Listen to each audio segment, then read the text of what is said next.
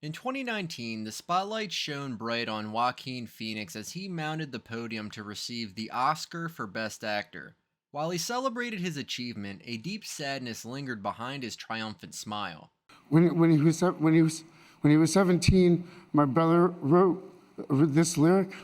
He said, "Run to the rescue with love, and peace will follow." Thank you. The wound in his heart from losing his brother, River Jude, the supposed star of the family, still ached. How close were the brothers? How deeply did River's death affect Joaquin? Join us on this heartbreaking episode as we reveal how Joaquin Phoenix has fared since the death of his brother. October 30th, 1993 was to be a night of celebration, a Halloween party at the Viper Room in Los Angeles. But it was a night of sorrow and unbearable loss for Joaquin Phoenix. His brother, River Jude Phoenix, born on August 23, 1970, was the shining star of their family, the one who had blazed a trail of creative genius and charisma, inspiring a generation with his captivating performances on screen and his passionate activism. With a talent that seemed almost otherworldly, being an American actor and musician, River effortlessly commanded attention and adoration, leaving an indelible mark on the film industry, music industry, and beyond. Behind the spotlight glow, River had also been Joaquin's confidant, partner in creativity, and kindred spirit. They both shared a bond that grew stronger as they navigated the highs and lows of their conventional childhood. This is why the tragic loss of River Phoenix was not just a public tragedy, but a deeply personal one, leaving Joaquin to pick up the pieces of a shattered dream and find a way to keep moving forward without the brother who had been his everything. On that fateful Halloween day, Jude Phoenix arrived in the evening with his girlfriend Samantha Mathis, his brother Joaquin, and sister Rain at the Viper Room. It was a Hollywood nightclub partly owned by Johnny Depp, a co-actor and musician. In the highlight of the celebration, Phoenix was to perform with the band P, an American alternative rock band formed in early 1993 featuring his friends and music collaborators Flea and John Frusciante from the Red Hot Chili Peppers, Gibby Haynes of the Butthole Surfers, Al Jourgensen of Ministry, and Depp. The night promised to be a unique fusion of music, art, and camaraderie, with Phoenix's soulful voice and dynamic stage presence ready to electrify the crowd. But at midnight on this fateful day, the excitement and anticipation were tragically cut short. River Jude Phoenix, the shining star of the Phoenix family, collapsed outside the Viper Room, leaving his loved ones and the world in shock. According to Gibby Haynes, the frontman of the P Band, the band was performing their song Michael Stipe. It was unknown to them that Phoenix was outside the venue having seizures on the sidewalk. However, as the news spread around the club, Flea, the band's bassist, left the stage and rushed outside. By that time, paramedics have arrived on the scene and found Phoenix in apparent cardiac arrest. Flea accompanied him to Cedars Sinai Medical Center, but attempts to revive him at the hospital were unsuccessful.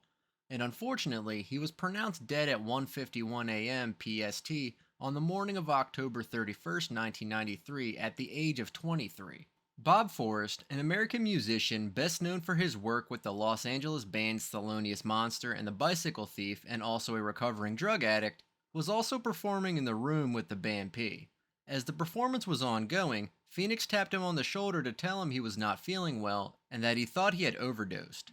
Forrest said to Phoenix that he did not think he was having an overdose because he could stand and talk. Nonetheless, he offered to take Phoenix home, but he declined, saying he was feeling better.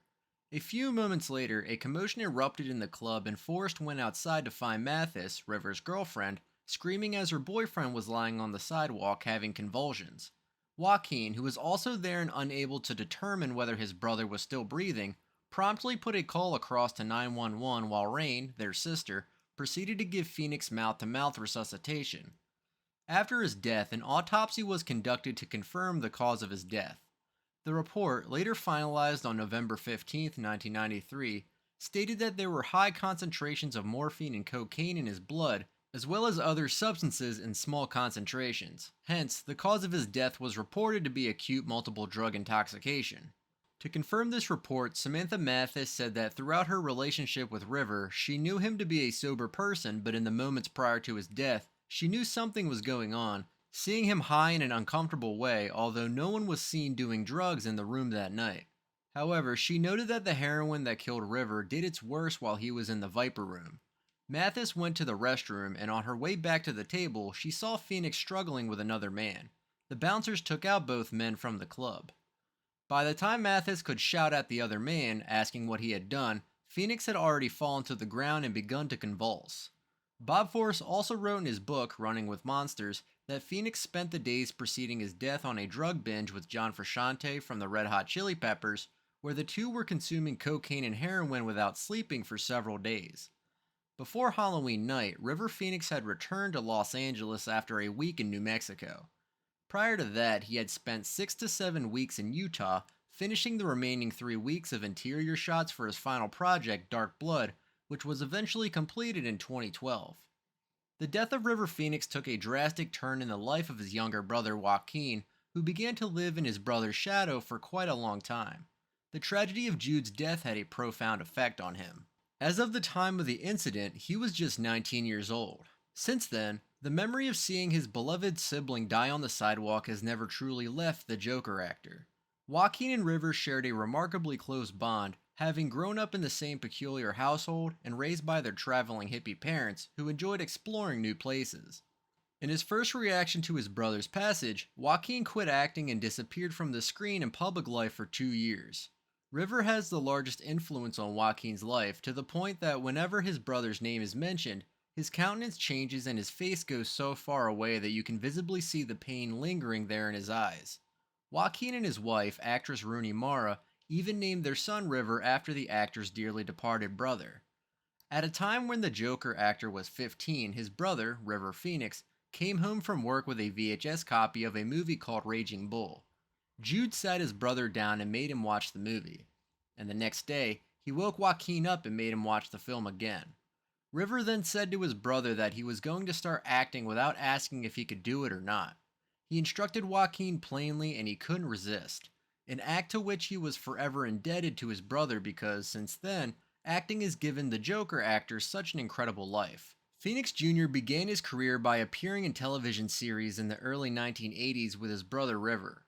His first major film roles were in 1986's Space Camp and Parenthood. During this period, he was credited as Leaf Phoenix, a name he gave himself. In the early 1990s, he took back his birth name and received critical acclaim for his supporting roles in the comedy drama To Die For, produced in 1995, and the period film Quills in 2000. At the beginning of his career, he was often referred to as the second most famous Phoenix, a name associated most closely with his brother even after his death. The media would often compare the two based on their similar uniqueness. The New York Times once described Joaquin as sweetly unsettling and endlessly vulnerable compared to his brother's pure all-American blonde boyishness. After his brother died, Phoenix Jr. gained a reputation for his distrust of the media. Many people speculated that the act was derived from how River's death was covered by the press. When being asked about the day River died until today, Phoenix would refuse to give in, describing the interviews as insincere. He has always felt that the media obstructed the mourning process. Later in the mid-1990s, Joaquin reestablished himself as an actor. He moved back to Los Angeles and thereby expressed his disdain for celebrity culture. He rarely granted interviews and was well reserved about discussing his private life. However, he turned the situation into an encouragement for him to have a breakthrough in his career. However, he cannot for a day recount his achievements in Hollywood today without having to credit his brother, the late star, for steering him onto a path of becoming a famous actor. This triggered the speech he made while receiving his Oscar award in 2019 for Best Actor, in which he ended by saying, "When he was 17, my brother wrote this lyric, 'Run to the rescue with love and peace will follow.' With this, he left the podium remorseful as the crowd of Oscar attendees cheered. In his struggle with his career, whenever he is on set, he is always fearful and lacks confidence in himself. He'd always seemed confused as to where he was going and how to get there. Hence, until he shot a scene, he wouldn't want to know what the outcome of the moments in the scene would be. However, all he does is go out of his own character to put himself right in his acting. Every character is a new journey for him, so he starts from scratch every single time. With this, Phoenix always had hard times fitting in, and most times it needed quite a lot of guidance from directors. In 2012, he confessed to The Independent that he rarely feels in control and that he has a lot of self-doubts on set. Always get in trouble that he is not very good and needs a lot of help, he'd always look for the entire set to be working to help him. Hence, the only way he can work is to be very close to the director for guidance. Most times, after wrapping up a scene, he would immediately check into rehab for a checkup, one that he did after filming Walk the Line. Abandoning his life and embracing another one had a destructive effect on the Joker actor for a long time, coupled with the trauma of his brother's passing. At the end, it is his personal relationships that suffer the consequences as a result of his absence or odd behavior.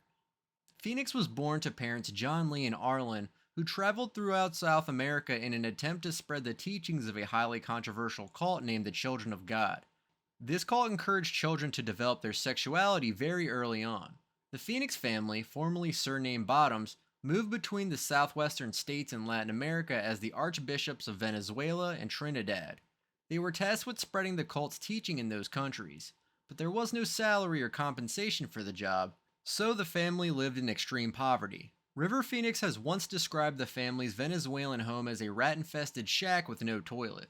During this time, young Phoenix and his 4 siblings would go into the streets and beg for cash, but then, just as he was getting noticed for his talent in Los Angeles, he watched his brother die.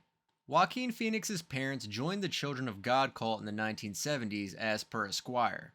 The cult was led by a preacher named David Berg, who called himself Moses, indicating his character. Cults rarely admit their cults, but there was a much deeper and much darker hidden reality to the Children of God. This cult encouraged incest, adultery, and very early sexual experiences in children, inviting them to play with each other after their bedtime prayers. They even allowed the female kids to sleep with people to invite them into their cult.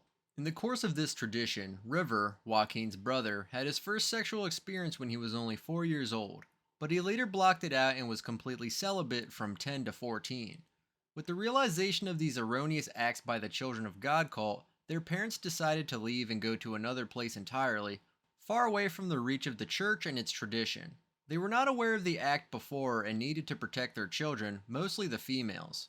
Joaquin Phoenix was only 3 at the time. The family decided to leave the cult and head for the States on a cargo ship going from Venezuela to Miami. The Bottoms moved to California and changed their last name to Phoenix, serving as a symbol of their rebirth. However, the family still had no money and no means to properly care for 5 children. Around this time, the whole family lived in a 1-bedroom apartment with a strict no children policy. They relied on the kindness of their manager and would have to hide behind the laundry machine whenever the owner would visit. They'd be there for hours. The parents would later send the children out to auditions, hoping for a big breakout in their predicament. The 5 children would be moving from one station to another for different auditions. One day, River Phoenix was discovered by an agent while performing on the street and started earning roles in commercials. The young siblings followed, and the rest is history. On that fateful day, River was singing and playing guitar with his sister Rain on the streets of Los Angeles. Iris Burton, a Hollywood agent, passed by and was impressed by River's talent and charisma. She then approached the family and offered to represent River as an actor. John Lee and his wife were hesitant, but later they agreed to allow Iris to represent their son. To begin with, River started getting small roles in television shows and films, including the 1982 TV movie 7 Brides for 7 Brothers. Later, he appeared in the 1983 film titled Kids Don't Tell. River's breakthrough role came in 1986 with the film Stand By Me, directed by Bob Reiner. He played the role of Chris Chambers. His performance earned him widespread approval, praise, and recognition in the film industry for his creative work and camaraderie. River's journey from hustling on the streets to becoming a successful actor was a result of his hard work, talent, commitment, and the support of his family and representation. He therefore went on to become one of the most promising young actors of his generation. Before his tragic death in 1993, he starred in further movies like Running on Empty, My Own Private Idaho, and What's Eating Gilbert Grape. As an actor, Joaquin was dedicated to his career. However, his method of acting reveals a darker aspect of his personality. Phoenix is quite insecure as a person. He doesn't choose strange, disturbed, or eccentric characters in acting. All characters are similar to his trait. However, he does try to be in character so he could have the chance to embody somebody else. According to a film producer, Joaquin is better at being a character than being himself, although he always thought of himself as boring. It's a pretty sad take on his life, always uncomfortable with his own life to the extent that he prefers to fully embrace different lives through the characters he portrays. In 2019, Joaquin Phoenix played the lead role in the film The Joker. He was the first person to play the clown, and he won't be the last, but his portrayal is a little different.